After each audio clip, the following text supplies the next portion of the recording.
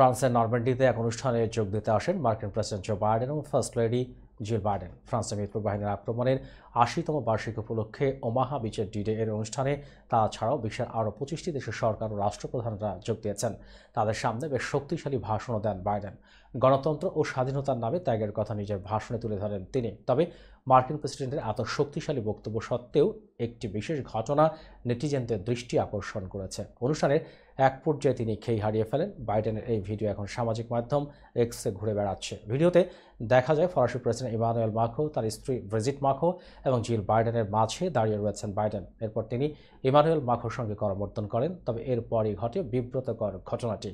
নিজের পেছনে রাখা একটি চেয়ারে বসার চেষ্টা করার সময় বাইডেন পুরোপুরি খেই হারিয়ে ফেলেন বলেই মনে হয়েছে। তবে এখানেই শেষ নয়। ফ্রান্সের এবিসি নিউজের উপস্থাপক ডেভিড মুয়ের সঙ্গে এক সাক্ষাৎকারে বাইডেনের দাবি করেছেন তিনি রাশিয়ার প্রেসিডেন্ট ভ্লাদিমির পুতিনকে ৪০ বছরের বেশি সময় ধরে চেনেন। যদিও ১৯৮০-র দশকের পুরোটা সময় কেজিবি গোয়েন্দা অফিসার হিসেবে কাটিয়েছেন ক্রেমলিনের প্রধান। তবে ১৯৭৫ থেকে ১৯৯১ সাল পর্যন্ত সাবেক সোভিয়েত ইউনিয়নের গোয়েন্দা সংস্থা কেজিবির গোয়েন্দা কর্মকর্তা হিসেবে দায়িত্ব পালন করেন পুতিন।